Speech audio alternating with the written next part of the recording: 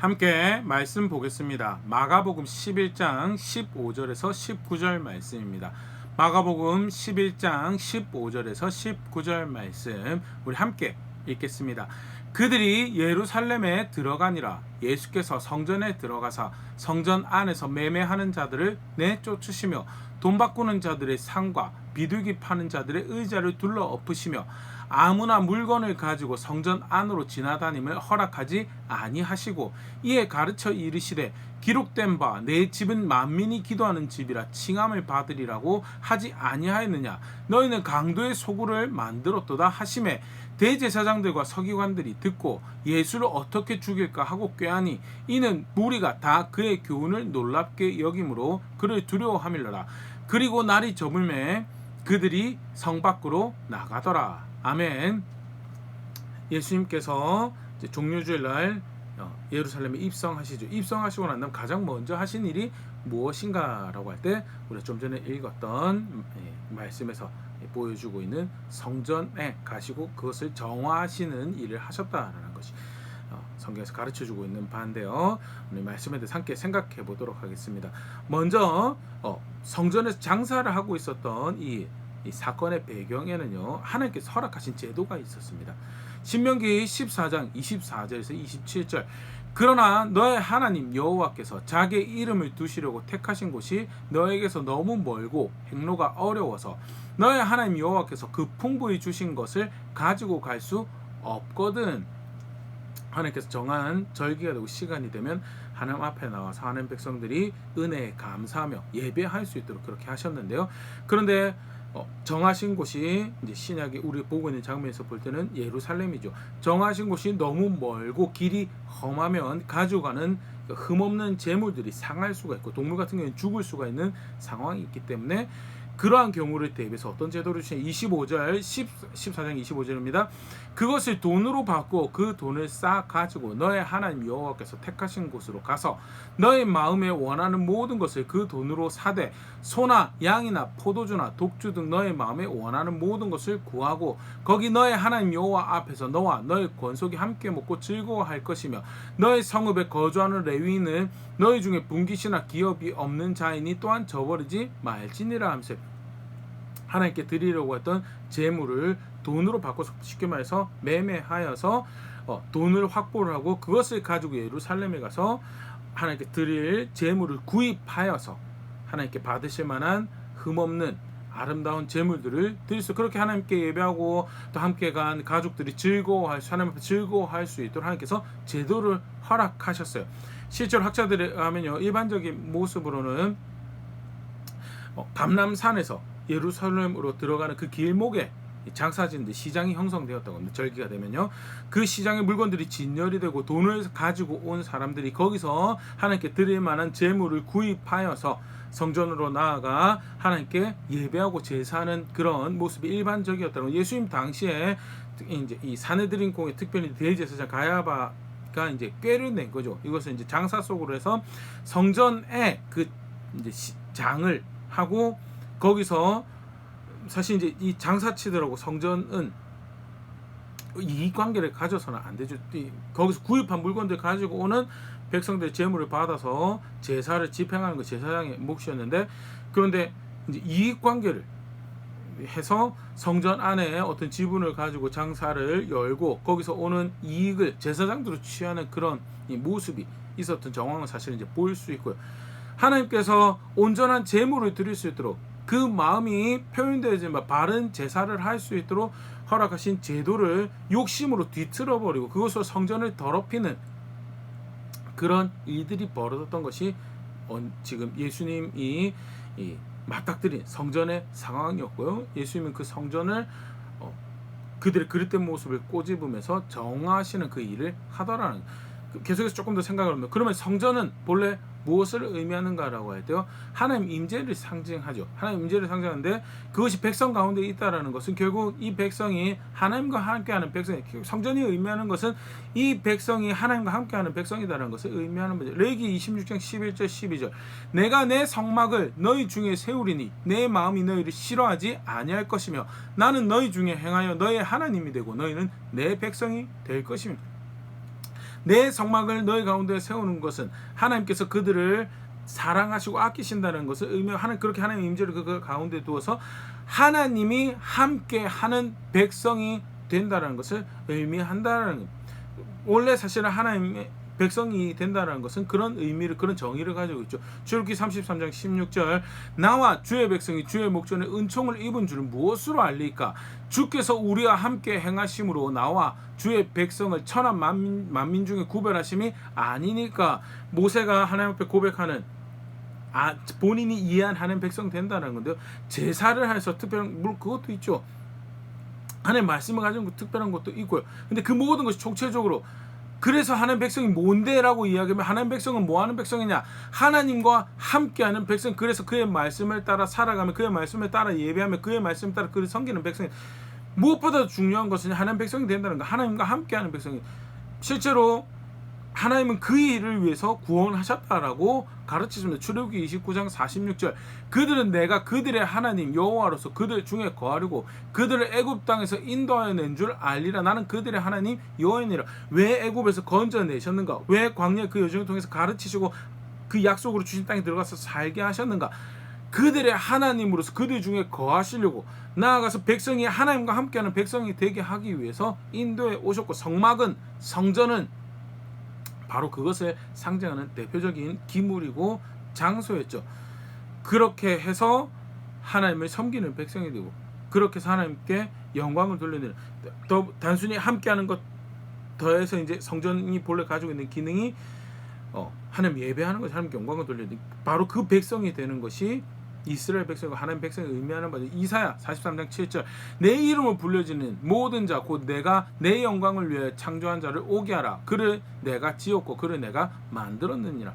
함께하는 것과 더해서 하나님께 영광을 돌려드리는 백성이 하나님 백성이다는, 이사야 43장 21절, 이 백성은 내가 나를 위해 지어내 나를 찬송하게 하려 함이니라.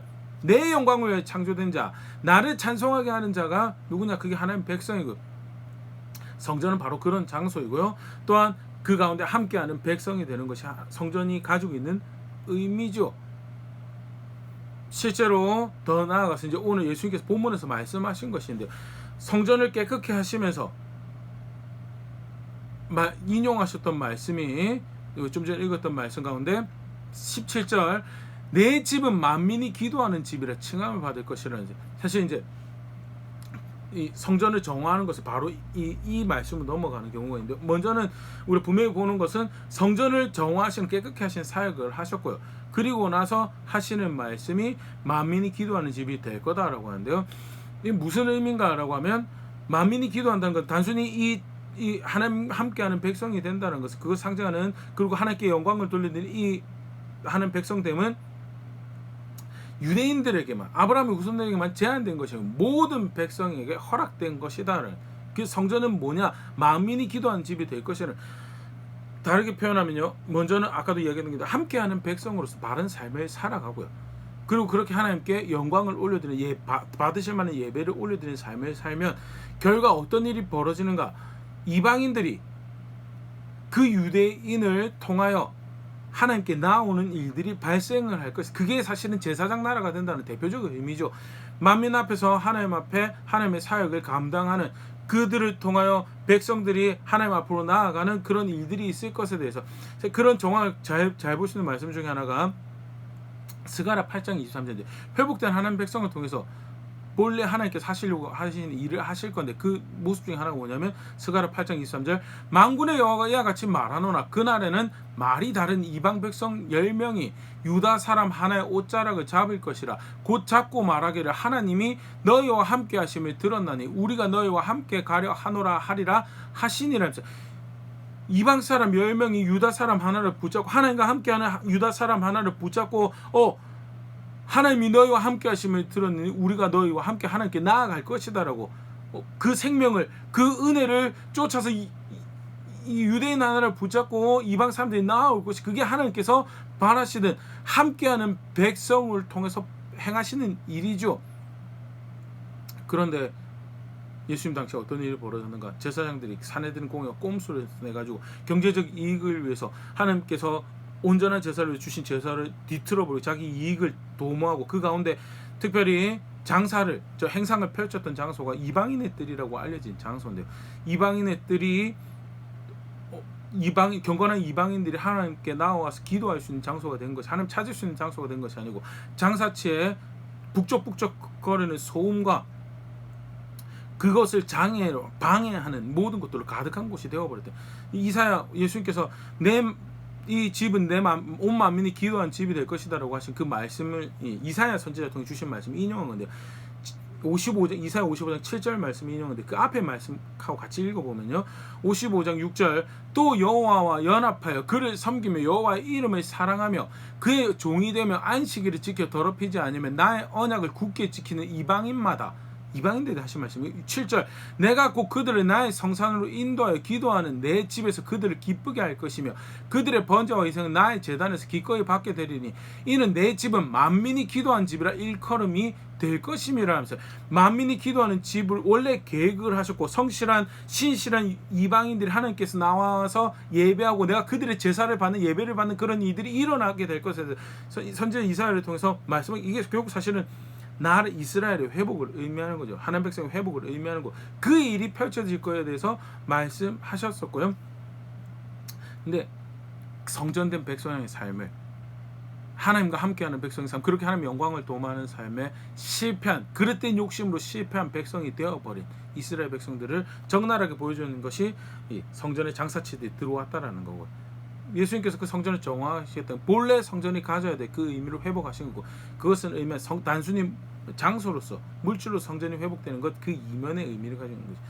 이스라엘 백성들, 하나님 백성의 회복을 내가 그렇게 하겠다는, 특별히 오늘 우리가 생각해 보는 이 사건은요, 예수님께서 메시아로서 구원의 사역을, 특별히 그 정점이 십자가를 앞두시고 예루살렘으로 오신 거죠. 메시아로서 쉽게 말해서 예루살렘을 방문하셨다라는 그 상징적인 사건 가운데 가장 먼저 하신 일이, 근데 보통 대통령 당선인이 취임하고 난 다음에 가장 먼저 행동하는 것은 그가 무엇을 그의 임기 가운데 권한 가운데 행할 것인가를 보여준 상징적인 행동으로 많이 이해를 합니다.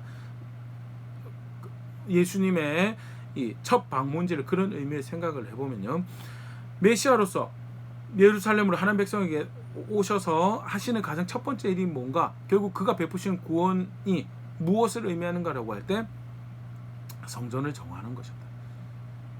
함께하는 백성의 회복이고 하나님께 영광을 돌려야 될 백성의 회복을 하나님께서 원하신다라는 것을, 그를 통해서 펼쳐가실 거라는 것을 잘 보여주는 그런 사건이 뭐냐, 성전에 가셔서 성전을 정화하시는 사건을 일을 행하신 것이다.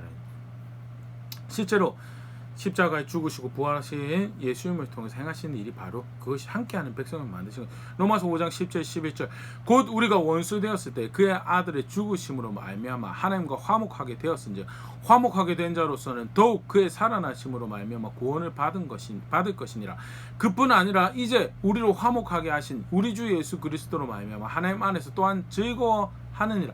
원수였어요. 죄로 인해서 원수가 된 백성이었는데, 사람이었는데 아들의 죽으심으로 말미암아 화목하게 되었고, 그래서 화목하게 된 결과 뭐예요? 하나님 안에서 또한 즐거워하는 일이 가능하도록 하셨던, 그게 예수님을 통해서 베푸신 구원이죠.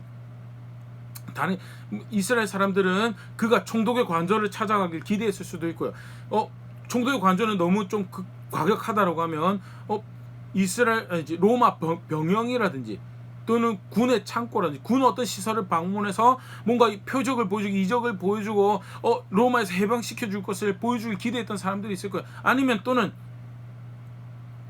은행이라든지 또는 경제적인 어떤 장소, 상징적인 장소에 가서 백성의 경제적인 어려움을, 그 궁핍함을, 가난을 해결해 줄 것을 뭔가를 보여주길 기대했던 사람들도 있을 거고, 실제로 그렇게 하셨다면 예수님께서 오신 목적은 가난에서 건져주는 거예요. 물질의 회복이고, 예수님께서 오신 목적은 그 억압에서 건져내는 거고. 근데 궁극적으로 예수님 오신 그걸 통해 베푸신 구원의 목적은 뭐냐? 함께하는 백성 만드시는 거, 함께하는 백성으로 회복하시는 거. 본래 에덴 동산에서 하나님과 함께 거하면서 하나님 영광을 나타내는 그런 존재로 만들어지는 사람이 본래의 자리로 돌아가는, 그것이 우리의 구원이고 예수님 통해 베푸신 구원이다라는 것을 다시 한번 분명히 우리가 볼 수 있습니다. 나아가서요, 함께하는 백성으로서 하나님께서 받으신 마땅한 영광을 돌리는 백성으로 만드신 것이 예수님 통해 베푸신 구원의 사역. 그게 성전에 회복된 두 번째죠. 고린도전서 6장 19절 20절 너희 몸은 너희가 하나님께로부터 받은 바 너희 가운데 계신 성령의 전인 줄을 알지 못하냐. 함께하는 백성 되고요. 너희는 너희 자신의 것이 아니라 20절 값으로 산 것이 되었으니 그런즉 너희 몸으로 하나님께 영광을 돌리라. 함께하는 백성이 되었다. 그렇기 때문에 성전이 된 자리에서 뭐하냐. 하나님께 받으실 만한 예배를 영광을 돌려드리는 것이 그게 구원받은 백성이 살아가는 모습. 그게 어떤 구원이 베풀어졌는지 아는 백성이 살아가는 모습이죠. 그러니까 그 일 가운데 모두 하는 거 전도도 하고 선교도 하고 이방인들이 돌아올 수 있도록 하나님께서 행하시는 그 일에 자신을 드리는 그런 수고들을 하는 것이 선교가 목적이 아니고요.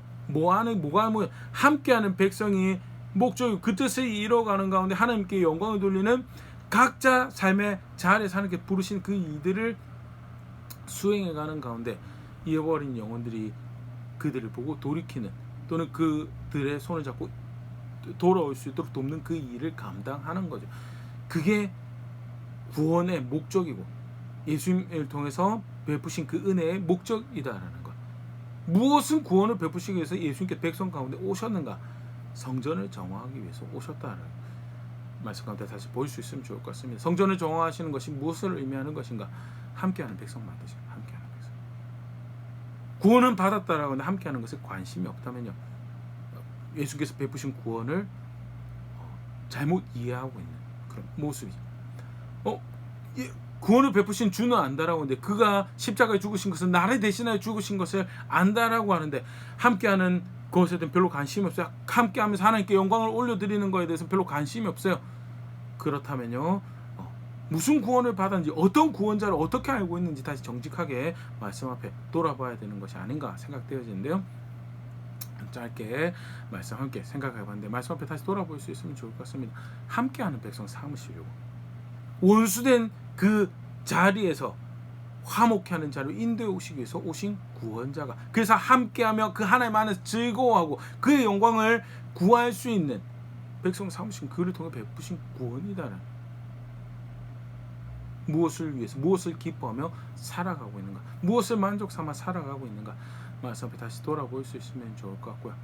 마땅히 그 구원을 알게, 그 구원자를 알게 추구해야 될 것이 있다. 사모해야 될, 기대해야 될 것이 있다는, 그것은 나의 걸음걸음이 하나님과 함께하며 나의 걸음걸음이 그의 영광을 구하는데, 그가 어떻게 하면 그가 기뻐하시고 영광을 받으실까에 관심을 두고 살아가는 것이, 그게 도무에 내 꿈꿔야 돼, 우리가 꿈꿔야 될 바다라는 거죠.